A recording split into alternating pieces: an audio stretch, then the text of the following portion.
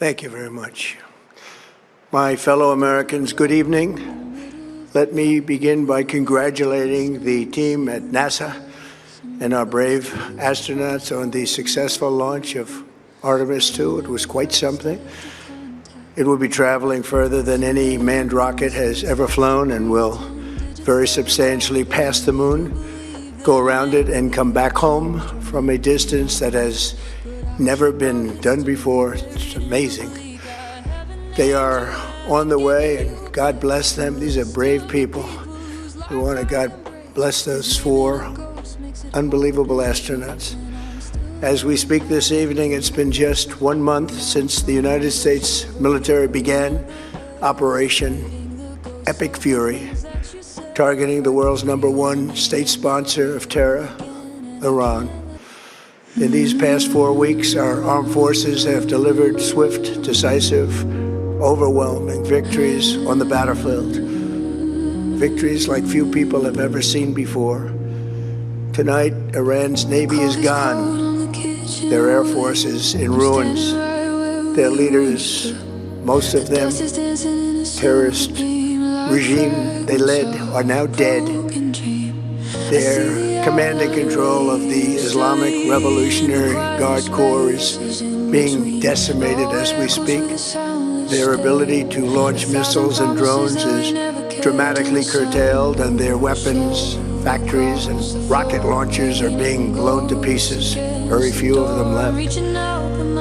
Never in the history of warfare has an enemy suffered such clear and devastating large-scale losses in a matter of weeks. Our enemies are losing, in America, as it has been for 5 years under my presidency, is winning, and now winning bigger than ever before. Before discussing this current situation, I also want to thank our troops for the masterful job they did in taking the country of Venezuela in a matter of minutes.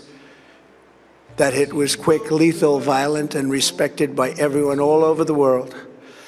After rebuilding our military during my first term, we have by far the strongest military anywhere in the world.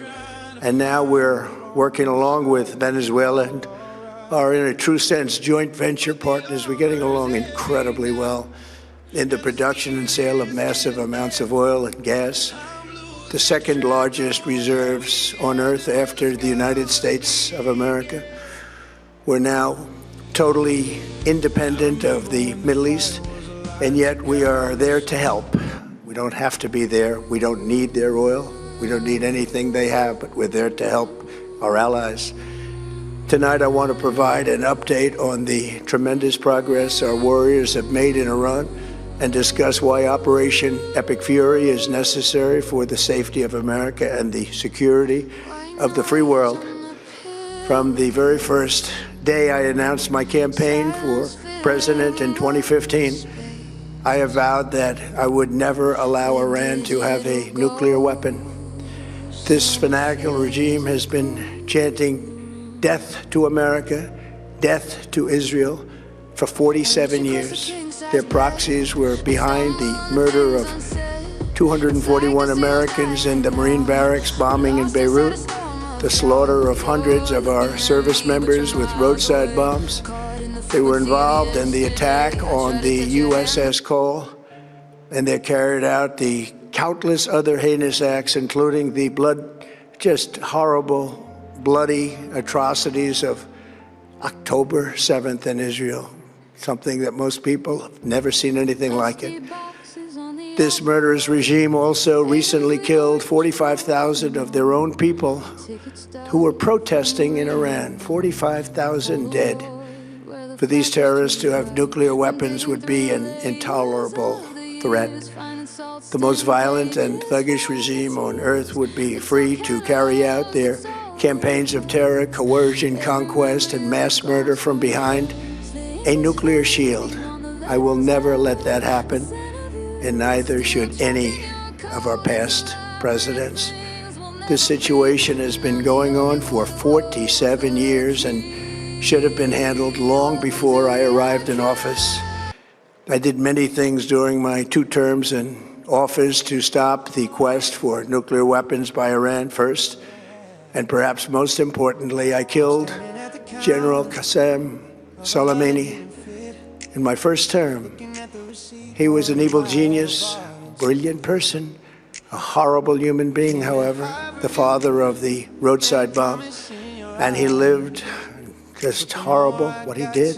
Iran would have been perhaps in far better, stronger position. Had he lived, we would have had probably a different conversation tonight. But you know what? We'd still be winning and winning big.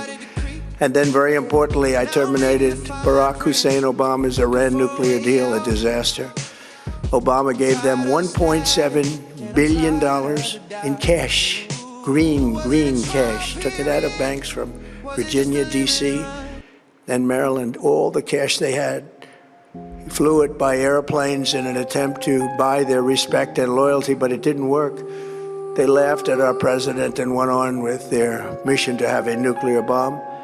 His Iran deal would have led to a colossal arsenal of massive nuclear weapons for Iran. They would have had them years ago, and they would have used them. It would have been a different world. There would have been no Middle East and no Israel right now, in my opinion, the opinion of a lot of great experts.